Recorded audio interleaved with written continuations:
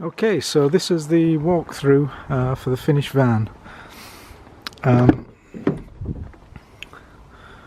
This is the cab with the bulkhead built back. Both chairs have armrests that fall down. Basic Peugeot BOXER cab, 6-speed gearbox. There is a tachograph on this one and a reversing camera, which is nice and handy. That will flap up if you want. So that's the cab. Now this is the entry. I built a walking step which also doubles as part of the floor there when you're actually all camped up. So you walk in, there's access there to the cab. You can seal that off, of course, on an evening to keep heating. The space above the cab is a massive cupboard, so you could either put bedding in there or whatever. Quite a sizable space, that. And we walk in, and first off we get the shower, which if you've been seeing me build this, you'll know it's there. Behind the shower there is a composting loo. I don't know if I'll be able to do this with one hand. Let me put the camera down and I'll get the composting loo out.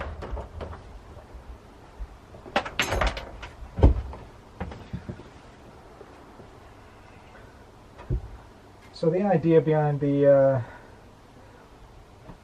this, of course, was that most of the time the loo will be out because you only use the shower in the morning.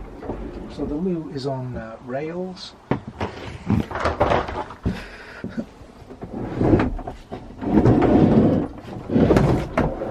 So the loo sits forward like that, and most of the time the bathroom would be set up in that position.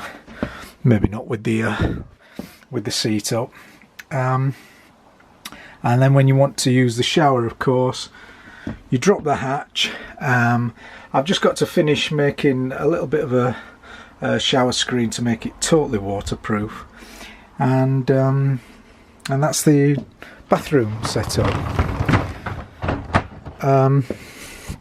Okay, as you walk in here, I've put 2 drawers here for possibly shoes or what have you. This camper is really set up for stealth, so there are no windows at the back, just the back doors. The above lights are on a remote here, so if I put those on, the top lights are on now.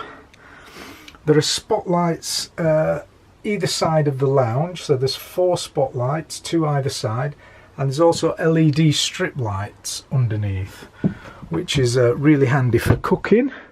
So you put those on, and as you can see, it's all illuminated.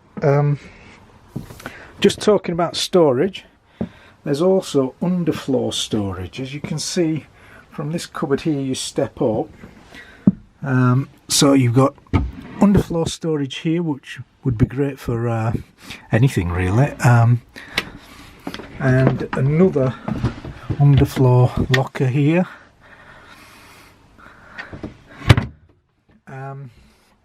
Then in the kitchen side, you've got a large drawer there under the sink, and even larger drawer there with a little plug-in oven that I've just put in there for now. Then under the sink itself, you've got some little storage there with the slide out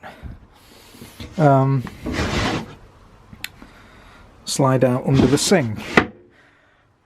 We've got a water filter, a 5-stage water filter, which produces water there, and hot and cold water there. from the boiler. Worth mentioning as also is this large hanging wardrobe with a really solid rail there. That will never come down. I think you'd probably be able to do pull-ups on that thing, which is a massive space there for hanging clothes. Underneath, of course, that's where the toilet slides under when you're using it as a shower. You've got two blown heater points, one here and one under the lounge itself. Worth mentioning, the instrument panel is all up here.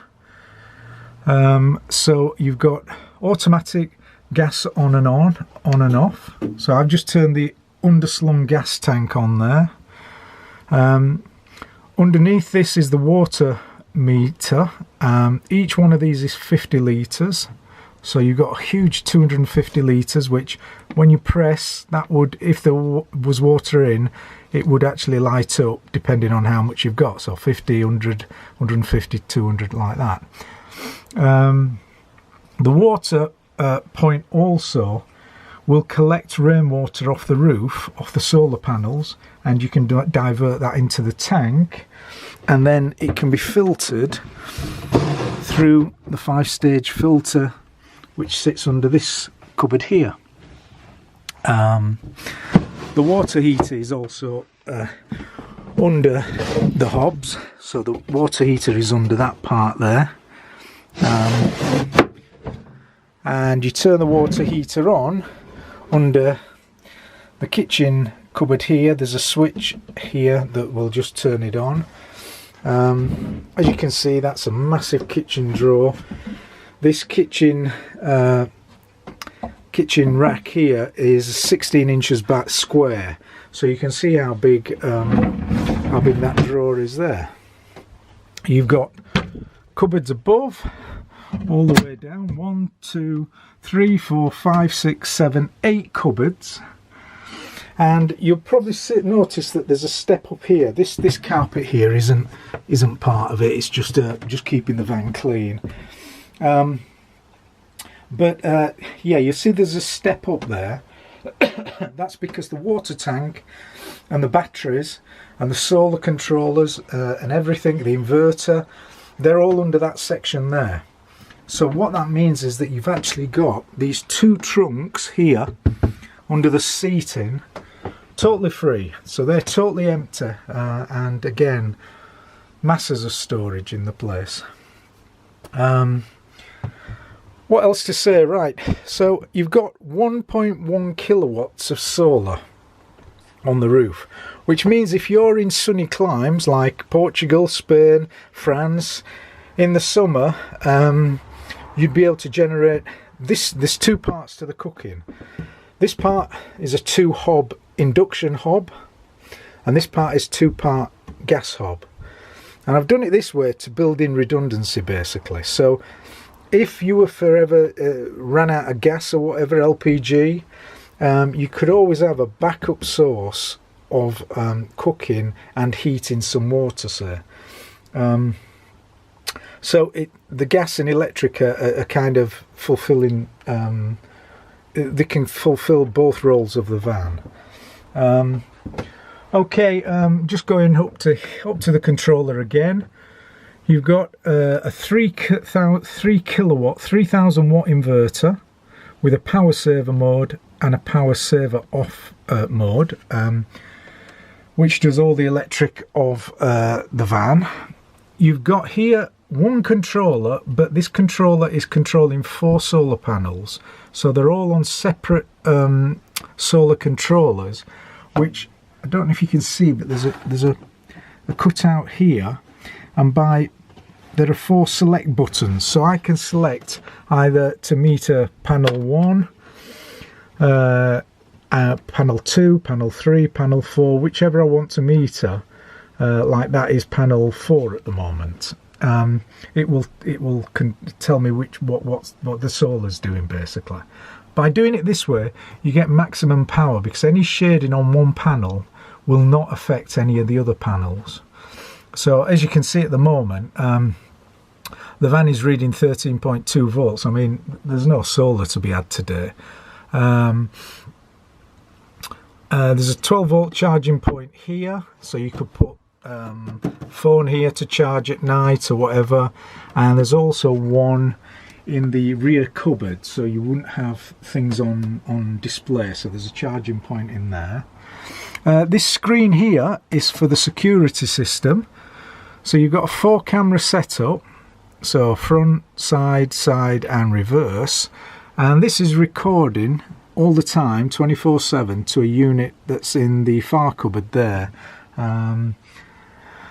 And just for peace of mind, you've got 4 controls here. This is the fan for the composting loo. This is for the TV security. This one here is for outside LEDs. So both sides have LED strips, as you can see there. So the same on the other side, a 2 meter strip of LEDs. And the last one is, if I haven't mentioned the fridge freezer. So this is a fridge freezer. There's a fridge section. Okay, brand new fridge freezer, and there's a freezer section. Okay, so if in summer the fridge freezer is having problems cooling because it's so warm in the van, I've fitted quite a powerful fan at the back here, so it's blowing air up and over to get rid of the hot air that the compressor was producing. So I can feel that on my face now, that fan. So that's that button there. Those are the LED lights, and that's the security system. Moving on, last controller is here. This is the blown gas heating. This is the Propex heater. So you turn it to there, and it would, you can hear that it's starting up, and it would heat the van. Let's have a think control wise. The rest is pretty much standard. There's a 240 volt socket just down here, so if you wanted to plug something in while you're out. Let me just turn this off because I don't want the noise of it. And let's go back round to the back of the van. So like I say, you can turn the gas tank off here for safety, which is brilliant. So if we go around the back of the van, oh, I should mention, this step, like I said, doubles up. Let me just put the camera down, and you'll see how this doubles up for the kitchen.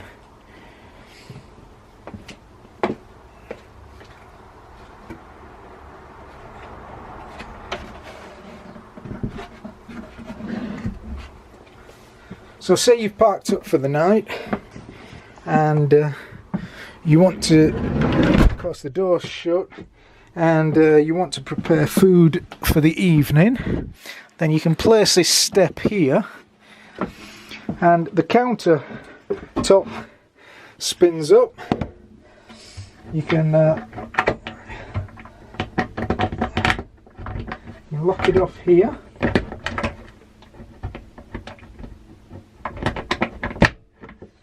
Like that. And if I step back here, you can see now that the countertop gives you that much more room to actually prepare food. From the sink here, we've also got a chopping board that covers the sink, so you've got about 5 foot of prep room there. And because the step is here, it means that you're not falling off or tripping up as you're preparing food on this section. So just a shot from down this side before we go outside. So that's the van, and yeah, let me just get the countertop down, and we'll go outside.